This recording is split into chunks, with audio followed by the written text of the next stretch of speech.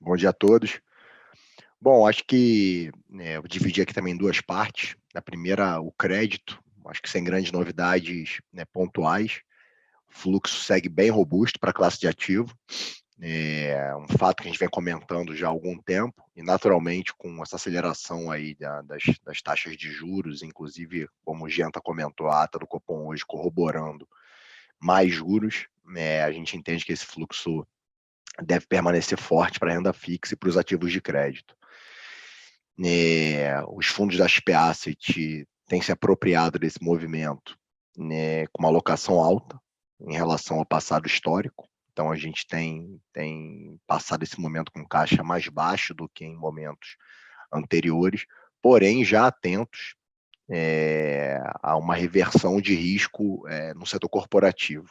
O Peixoto falou um pouco agora de bolsa, e a gente entende que a próxima pernada de risco nas empresas é efetivamente esse juro alto persistente começar a impactar ali os balanços, os resultados, sobretudo das empresas mais alavancadas. A gente tem que lembrar que o cenário que começou em 2016 deixou de existir, agora é um cenário que a gente está tentando entender cenários alternativos e etc., mas a gente tem que olhar para trás e aí olhar ali para o cenário que começou em 2014 e pegou as empresas em cheio ali a partir de 15, 16, com a recessão, inflação alta e juros altos.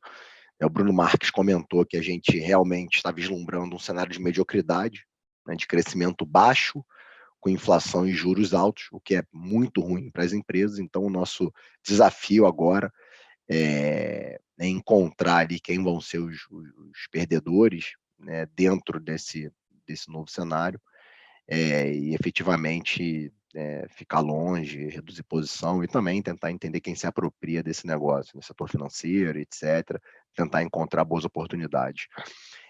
Como forma de ilustrar tudo isso, fazendo uma comparação com alguns índices de mercado, eu sempre comento aqui, para vocês terem ideia, os dois índices de debêntures em CDI que a gente acompanha, que é o IDA-DI da Ambima e o IDEX da JGP, eles hoje têm um spread, a cesta de papéis tem um spread de 147 pontos no IDA-DI, ou seja, o CDI mais 1,47, e o IDEX da JGP de 164 pontos, ou seja, de 1,64% acima do CDI.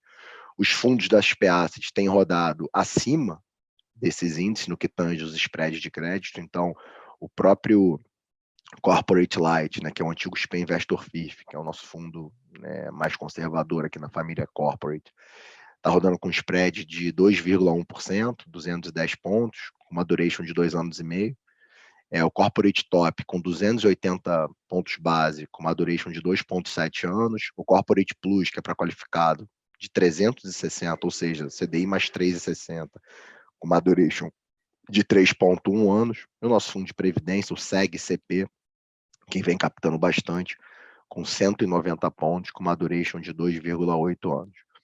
Quando a gente para olhar os fundos com risco de mercado, e aqui eu vou colocar o XP Horizonte, nossa família de previdência, o XP Debênture desincentivado e o XP Inflação, naturalmente esses fundos sofreram um pouquinho por conta desse mês de outubro. Também ilustrando um pouquinho, o Bruno comentou, o Genta comentou sobre a abertura das curvas de juros. Para vocês terem ideia, a nossa curva de juros reais, ou seja, as NTNBs curtas, a B22 abriu 228 pontos no mês de outubro. Ela começou o mês pagando IPCA mais 2,59 e terminou o mês pagando IPCA mais 4,88. E aí a parte intermediária da curva, ali entre a B24 e a B26, toda essa parte foi operar a 5,5, abrindo 100 pontos base. E as Bs longas, elas foram abrindo ali quase todos os dias, fecharam o mês a IPCA mais 5,5, uma abertura de 0,43, ou seja, 43 pontos base. Na nossa visão, historicamente, dentro desse novo cenário fiscal, pode ser que esse mercado ainda premie mais, vis-à-vis o que a gente espera de inflação e de Selic terminal. A nossa curva de juro nominal, ou seja, o DI futura, essa rasgou, a parte intermediária, o DI que mais sofreu foi o 2023, janeiro 23, abrindo quase 300 pontos base. E a parte longa da curva, o Bruno comentou, está tudo acima de 12, desde a parte intermediária, ela está bem flat a curva, né, operando a 12%. A abertura foi de 150, 170 pontos para alguns dos bets.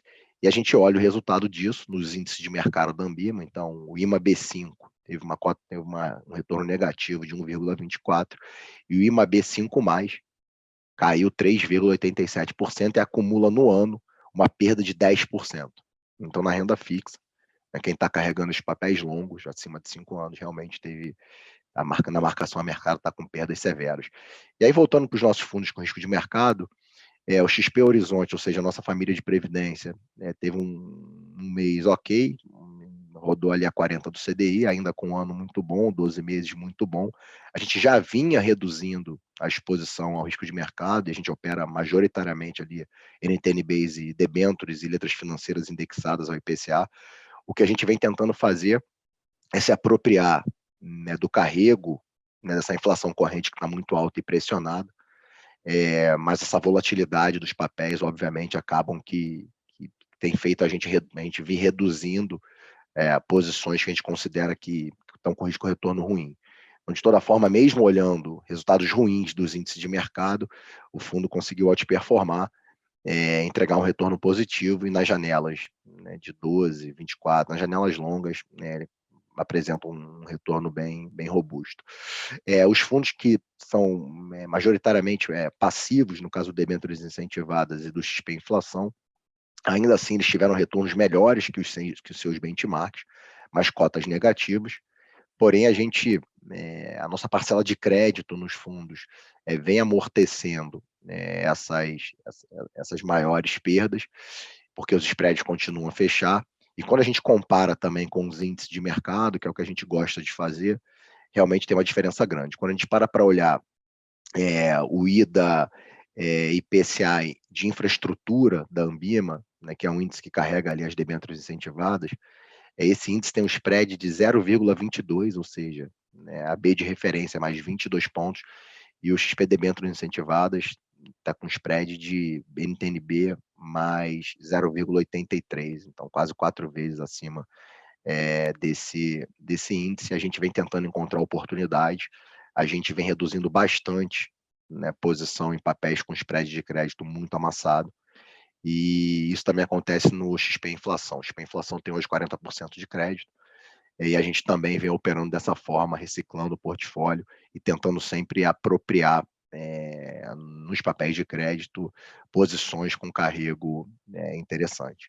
Então, em linhas gerais, é isso. A gente segue animado com fluxo para o crédito, para a renda fixa, porém atentos aí ao cenário prospectivo, porque cenário de retração econômica com juro alto é mortal para as empresas. E, enfim, tem até um estudo que a gente comentou há alguns anos do Banco Central que faz uma relação entre PIB, queda e crescimento, com inadimplência das empresas. A gente vai até revisitar. Então, a gente tem que ficar atento, mas, de toda forma, né, nesse curto prazo, a gente entende que esse movimento de fluxo vai continuar e os spreads vão continuar a se acomodar em patamares mais baixos. Do meu lado é isso.